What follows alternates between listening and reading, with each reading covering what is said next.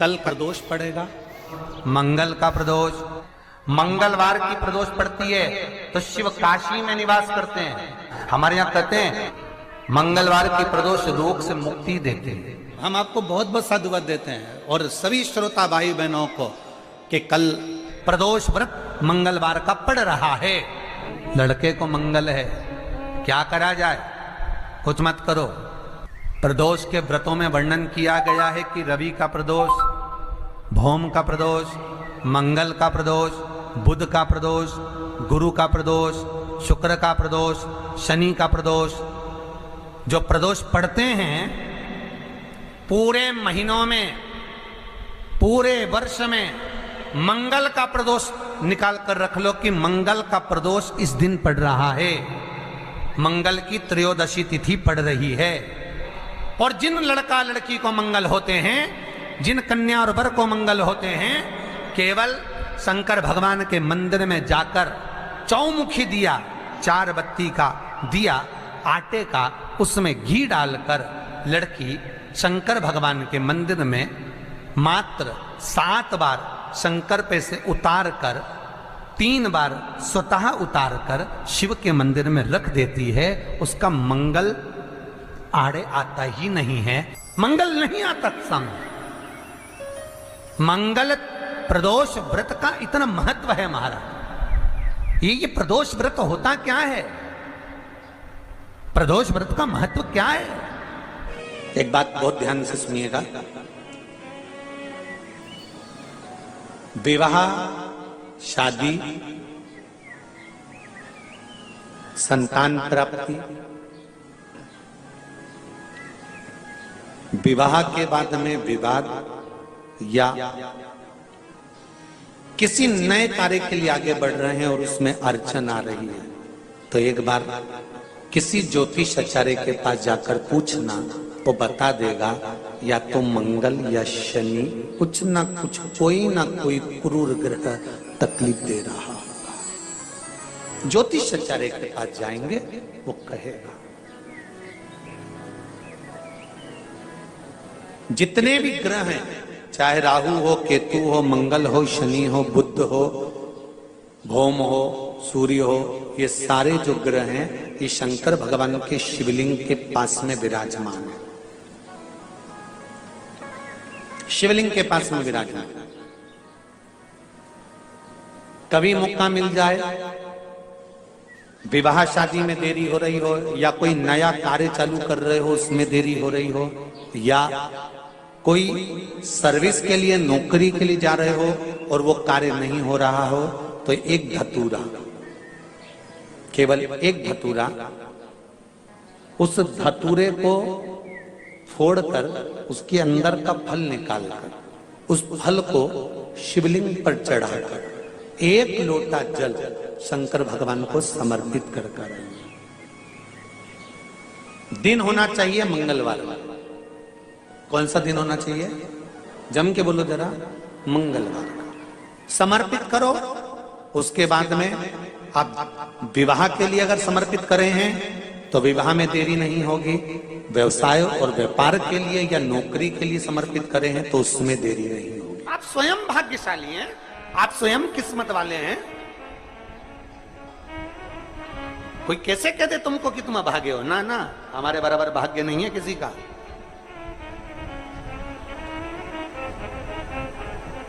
तुम्हारी ग्रह खराब है, तुम्हारे ग्रह खराब है। संभेश्वर महादेव का नाम 7 कनेर के पुष्प, कितने? 7 कनेर मालूम है? ये रोड पर जो जाते हो डिवाइडर में पीला पीला फूल लंबा, जो कि पशु पक्षी कोई नहीं खाता, जहरीला फूल माना जाता है। कनेर के 7 फूल, एक बेलपत्र। जिस समय पर कनेर का फूल बेलपत्र के साथ चढ़ाया जाएगा तो 7 कनेर के पुष्प सीधी बेलपत्र पर आपको रखना। 2-3 प्रदोष कर कर देखना। अगर कोई आपसे कहे कि आपका भाग्य ठीक नहीं चल रहा, आपकी किस्मत ठीक नहीं चल रही, आपके ग्रह ठीक नहीं चल रहा है, आप भाग्यशाली नहीं हो, पहले तुम वहां से उठ जाओ, उसके बाद में देवाधिदेव महादेव के पास 7 कनेर के पुष्प एक बेलपत्र में रखकर नंदीश्वर के पास में बैठकर श्री शिवाय नमस्तुभ्यम बोलकर अशोक सुंदरी वाली जगह पर स्पर्श कराकर भगवान शंकर पर 7 फूल के साथ बेलपत्री की डंडी अशोक सुंदरी की साइड हो, ऐसा स्मरण करते हुए शिव को समर्पित कर दे। वही बेलपत्री 5 बार नमः शिवाय या पंचाक्षर मंत्र, षडाक्षर मंत्र या श्री शिवाय नमस्तुभ्यम बोलकर वही बेलपत्री 3 प्रदोष, 4 प्रदोष, 5 प्रदोष, 2 प्रदोष, जितने प्रदोष आप चढ़ा रहे हैं प्रदोष काल में, वो बेलपत्री लाकर अपने कक्ष में अपने पूजन वाले स्थान पर रखते जाओ। एक बेलपत्री एक प्रदोष पर लाओगे, अगला प्रदोष आएगा, कितना अंतर पड़ता है आपके भाग्य बदलने में, आपको खुद मालूम पड़ जाएगा कि आपकी किस्मत कैसे बदल रही है। मेहनत आपको करना है, परिश्रम आपको करना है, लगन आपको लगाना है, और बेलपत्री और कनेर का पुष्प शिव को चढ़ाना। चालू करो प्रदोष प्रदोष चढ़ाना, चढ़ाओ शिव शंकर का भजन। यहां नहीं चढ़ा सकते, अपने घर पर चढ़ाओ, अपने शिवालय में चढ़ाओ, अपने देवालय में चढ़ाओ, अपने नजदीक में जो शंकर मंदिर वहां चढ़ाओ, आराधना शिव की। कोई कह दे तुमसे कि ये ठीक नहीं, प्रथम आप ये जो कनेर के फूल चढ़ाओगे ना, इसमें श्रंभेश्वर महादेव का भाव होना चाहिए। श्रंभेश्वर महादेव, फिर से एक बार बोलो, कौन से महादेव? श्रंभेश्वर। और फिर एक निवेदन, मान लो कि डॉक्टर कह दे कि बच्चे की धड़कन नहीं आ रही है, श्वास नहीं आ रही है, या शरीर पूरा नहीं है गर्भस्थ बच्चे का, तो उस समय पर भी 7 पुष्प कोई से भी, 7 बेलपत्र अशोक सुंदरी वाली जगह पर एक एक कर बेलपत्र, एक बेलपत्र एक पुष्प अशोक सुंदरी वाली, एक बेलपत्र एक पुष्प अशोक सुंदरी वाली जगह पर चढ़ा दीजिए, और एक बेलपत्र उसमें से एक पुष्प लेकर अपने घर जाइए, और 15 दिन के बाद वापिस उस बच्चे की सोनोग्राफी जांच डॉक्टर के कहने से कराइए। बाबा उस बच्चे की धड़कन, श्वास और शरीर पूरा देगा।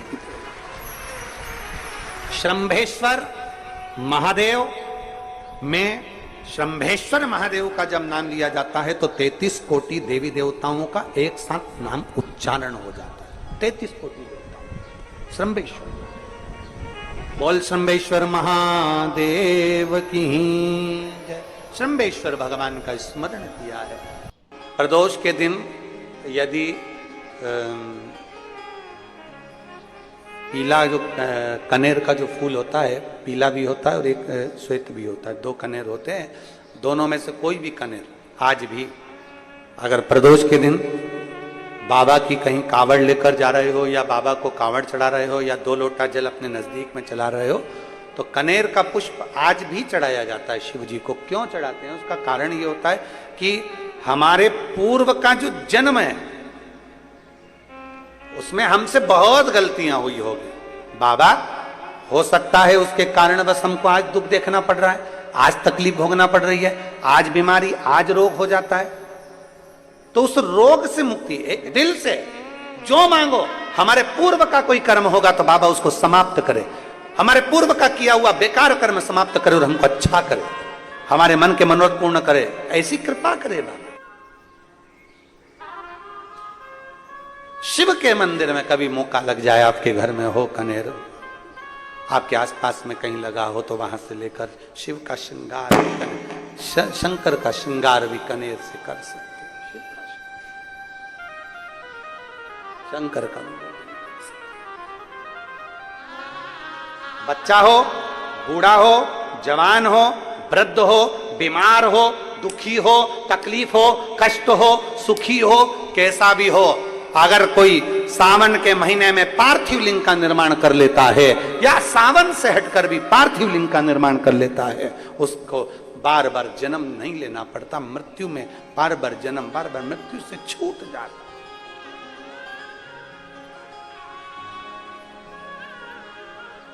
जन्म और मृत्यु के प्रपंच से छूट गया।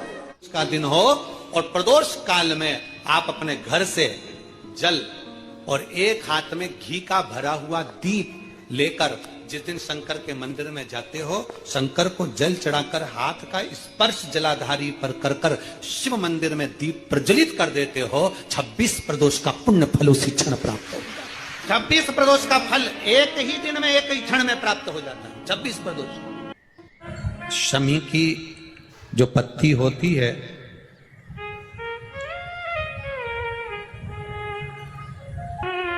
शमी की जो पत्ती होती है, एक पत्ती में जितनी पत्तियां लगी होती हैं और एक पत्ती के अंदर, जरा ध्यान देंगे, जैसे इस पत्ती में ढेर सारी पत्तियां लगी हुई, पत्ती में से भी एक पत्ती तोड़ोगे और एक पत्ती तोड़ने पर उस पत्ती को भी अगर गिनोगे तो उसमें बहुत सारी पत्तियां होती हैं।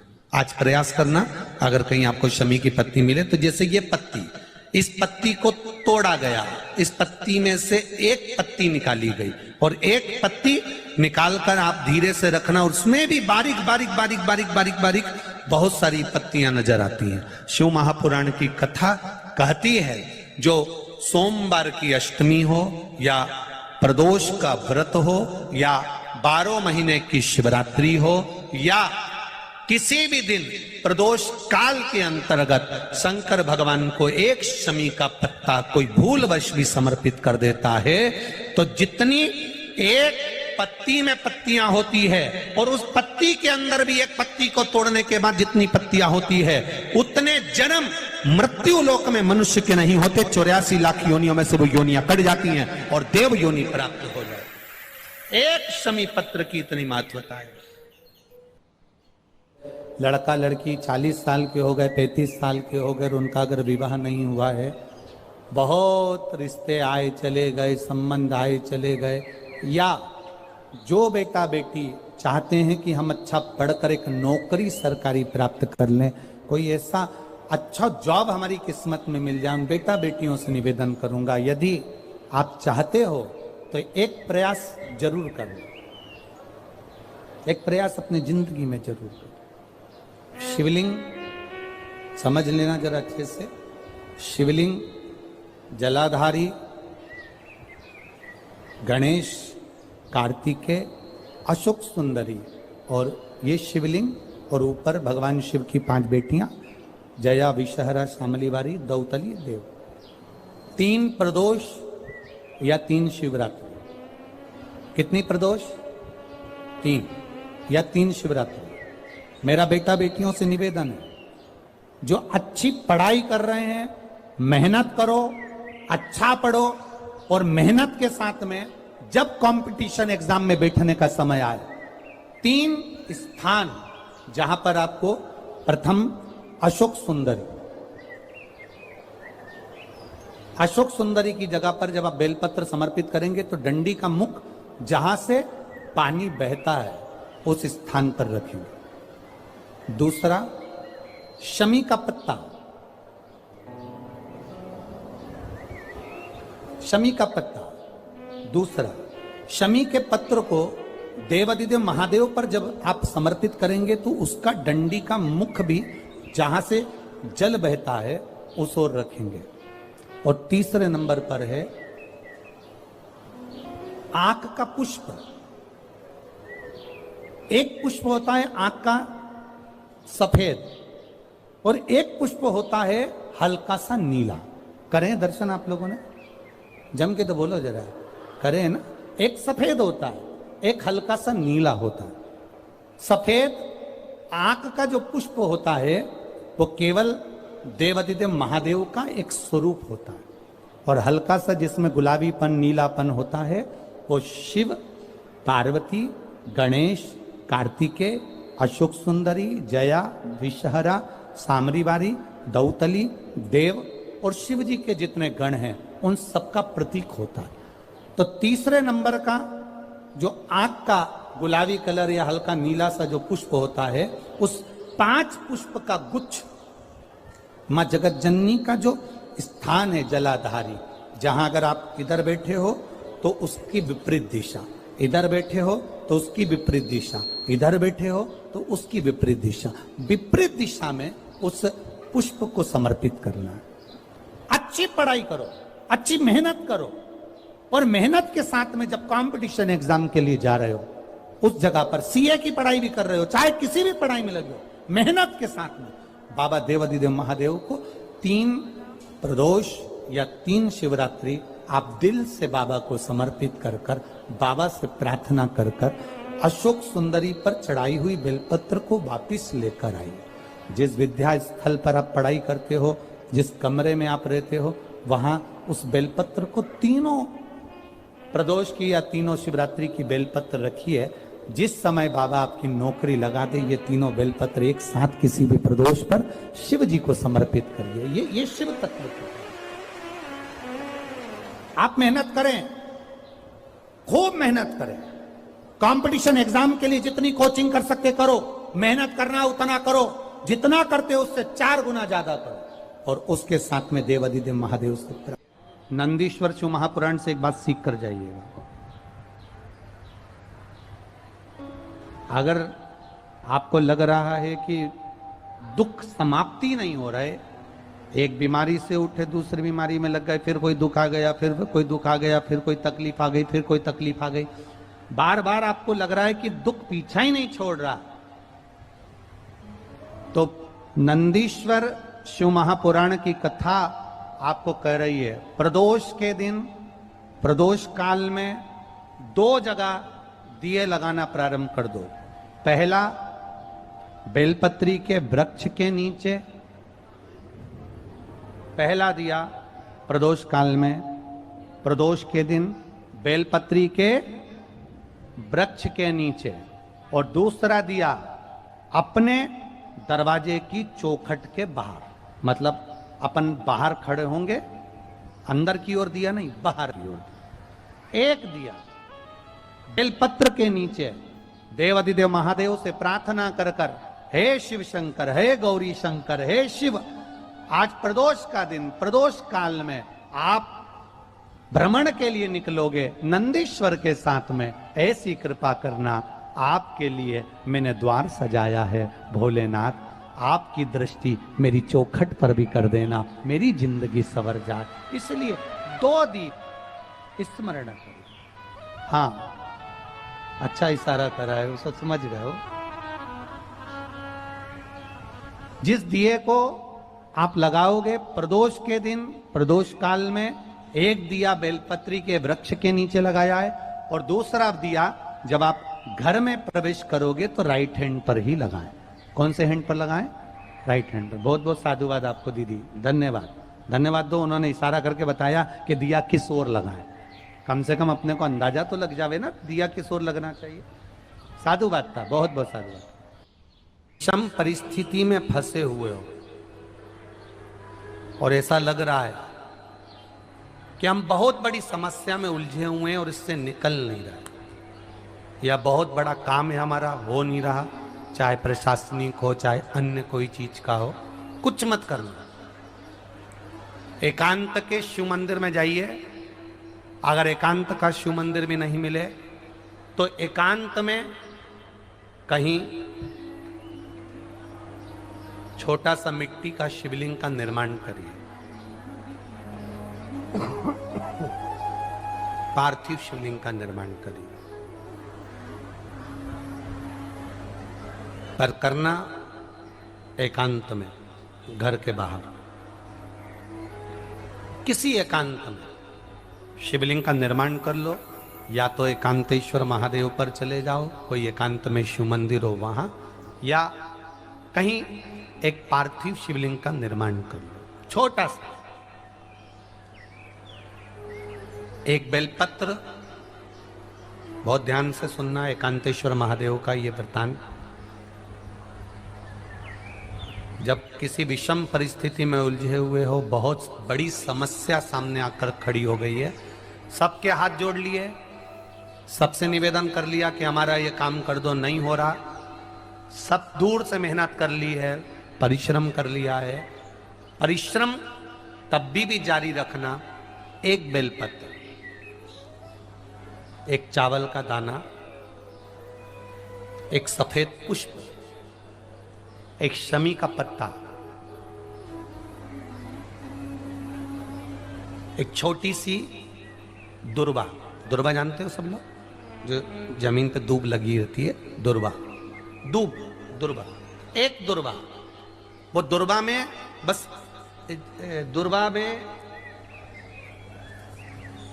वो जो दुर्वा होती है, कोई कोई दुर्वा एक डंडी की होती है। दुर्वा में बस इतना ध्यान रखना कि दुर्वा एक रहे और उसमें से 2 पत्तियां निकली हुई हो। देखिए ना आप लोगों ने, पहले बोलो, जम के बोलो, देखा है ना? दुर्वा एक हो और 2 पत्ती की हो, एक ही कहलाएगी।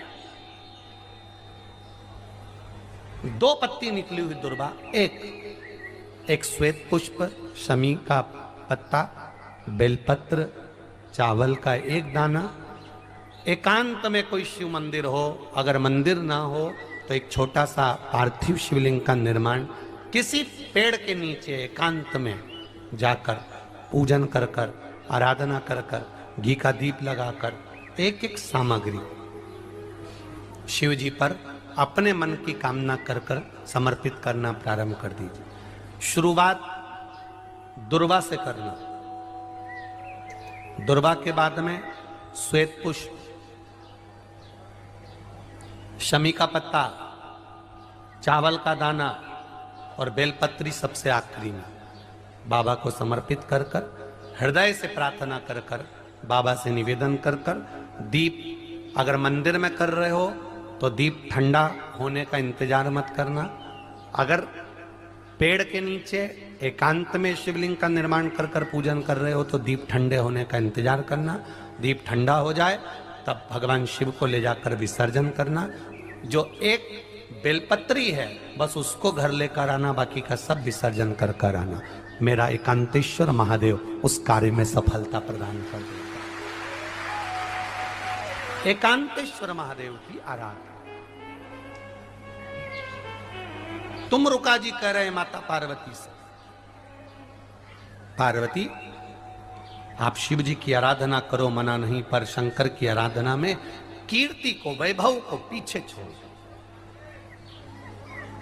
एकांत में बैठा हुआ महादेव, एकांतेश्वर महादेव की मूलता यह कहती है, महत्वता यह कहती है कि आप अपने अहंकार से दूर हो जाओ।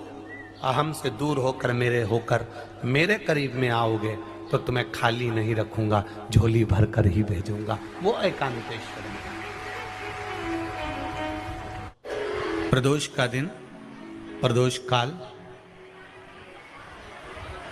शाम का समय, भगवान देव अधिदेव महादेव मां जगतजननी पार्वती जी के साथ में भ्रमण करने के। देखिए, अगर प्रदोष का व्रत नहीं कर सकते, प्रदोष के दिन आप व्रत नहीं कर सकते, मान लो आपसे भूखा नहीं रहा जाए, प्रदोष का व्रत नहीं कर सकते, प्रदोष के दिन आप भूखे नहीं रह सकते, मंदिर भी नहीं जा सकते, दिया भी नहीं लगा सकते, तो शिव महापुराण की कथा कहती है कि प्रदोष के दिन, प्रदोष काल में अपने ही दरवाजे के पास में देवाधिदेव महादेव का स्मरण कर कर लक्ष्मी की वृद्धि के लिए, कार्य सिद्धि के लिए, संपदा को प्राप्त करने के लिए आप अपने ही दरवाजे के पास में एक दीप लगा सकते हो। कौन से दिन? प्रदोष के। एक बात और अच्छे से समझ लीजिए, जो बच्चे चिड़चिड़े होते हैं, चाहे घर में बेटे हों, बहुएं हों, सास हो, ससुर हो, परिवार में छोटे छोटे बच्चे हों, चिड़चिड़ प्रवृत्ति करते हों या चिड़चिड़ा स्वभाव हो, जरा जरा सी बात में क्रोध आ जाता हो, बोलने का भान नहीं रह पाता हो, शब्दों के बाण चलते हों, तो महाराज प्रदोष के दिन, प्रदोष काल में बेलपत्री के पेड़ के नीचे एक जो पत्ता आपके पास में हो, पान का मिल जाए तो पान का, पीपल का मिल जाए तो पीपल का, बेलपत्र का मिल जाए तो बेलपत्र का, उस पत्ते पर मात्र थोड़ा सा शहद और 7 दाने चावल के रखकर घी का दिया लगा दो महाराज, और थोड़ा सा जल हाथ की अंजलि में लेकर भगवान देवाधिदेव महादेव का स्मरण कर कर कि इस बेलपत्री के वृक्ष के नीचे माता लक्ष्मी, पार्वती, सरस्वती विराजमान है। इसी बेलपत्री के पेड़ के नीचे मेरे देवाधिदेव महादेव का 12 ज्योतिर्लिंग का स्वरूप प्रकट है। उनका स्मरण कर कर जल चढ़ा दीजिए और उसका स्मरण कर लो जो चिड़चिड़ प्रवृत्ति करता हो, क्रोध करता हो, जिसको बोलने का भान नहीं होता हो, सम्मान नहीं देता हो, अपशब्द कहते हो, उनका स्मरण कर कर आप छोड़ेंगे। एकदम एक प्रदोष करेंगे, दूसरे प्रदोष तक तो आपको कोई दिक्कत ही नहीं। 2-3 प्रदोष कर कर देखिए, बाबा कृपा करें। बच्चों को पढ़ने का कह रहे हो, पढ़ने बैठो, पढ़ने बैठो, पढ़ने बैठो, पढ़ने बैठो, तो एक आध प्रयास बच्चों के लिए भी कर लिया करो कि भाई ठीक है, बच्चे लोग विद्या में प्रबल होंगे।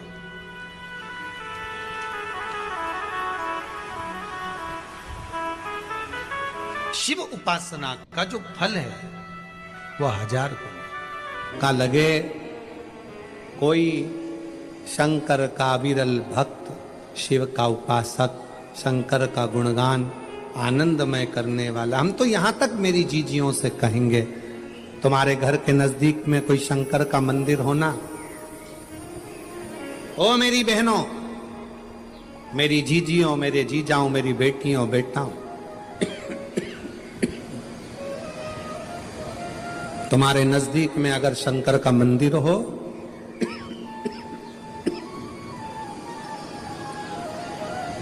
तो उस शिव मंदिर में सोमवार के दिन, प्रदोष के दिन यदि कुछ लोग एकत्रित होते हों, भजन करते हों, कीर्तन करते हों, कुछ नहीं तो अपने घर से एक बाल्टी में पानी भरकर उनको पिला कर आ जाया करो। पानी नहीं हो तो थोड़ी खड़ी शक्कर ले जाया करो, थोड़ा गुड़ ले गए, उनका मुख झूठा करा दिया करो। क्यों? क्योंकि शिव भक्त के शरीर की हड्डी का स्पर्श भी राक्षस को हो गया, वो तर गया। अगर कोई शंकर का भक्त है और उसका मुख हमने झूठा करा दिया तो हमारे घर के भंडारे कभी खाली नहीं होते, भरे भरे। करना क्या है? जब व्यक्ति को ऐसे गलत विचार आने लगे हैं पूजन के समय पर, अच्छी जगह पर, ये गलत गलत विचार, आप गलत कर नहीं रहे हो, आप मांसाहार नहीं कर रहे हो, आप किसी स्त्री को गलत नहीं देख रहे हो, आप किसी पुरुष को गलत नहीं देख रहे हो, आप किसी मदिरा की दुकान पर नहीं गए हो, पर आपकी विचार धारणा में अगर ये चीजें पूजन करते समय, भजन करते समय, अर्चना करते समय, मंदिर जाते समय, मंदिर में बैठते समय, मंदिर में उपास करते समय तुम्हारी बुद्धि में अगर ये चीजें आ रही हैं, मन में अगर ये चीजें पाठ करते करते भी अगर आ रही हैं, तो समझ लेना कि आपके ऊपर कहीं ना कहीं किसी ना किसी रूप में कोई अन्न किसी के घर का ऐसा खा लिया है जिसके कारण तुम्हारी बुद्धि थोड़ी सी भ्रष्ट हुई है। उसको सुधारें कैसे, उसको संवारें कैसे? अब किसी ने यही प्रसंग को सुनकर कहा, गुरुजी अगर किसी के घर का अन्न खाया है तो अन्न खाने के बाद तो वो पच गया, पचने के बाद वो गंदगी में निकल भी गया।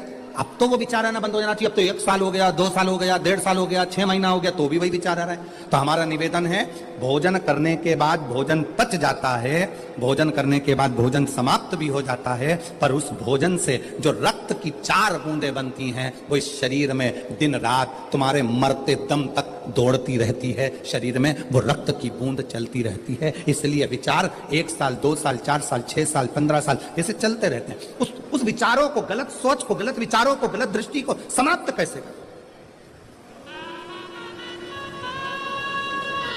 मेरी जीजियों, मेरे जीजाओं, मेरी बेटियों, बेटाओं, मेरी माताओं, मेरे भाई, मेरे बांधव, अपने को भी अगर गलत विचार आते हो, पूजन के समय पर पाठ करते करते गलत जगह पर अपना मन जा रहा हो, तो 5 प्रदोष एक कटोरी में 1 चम्मच घी, गाय का, देसी गाय का 1 चम्मच घी, 1 चम्मच भी ना हो तो आधी चम्मच घी,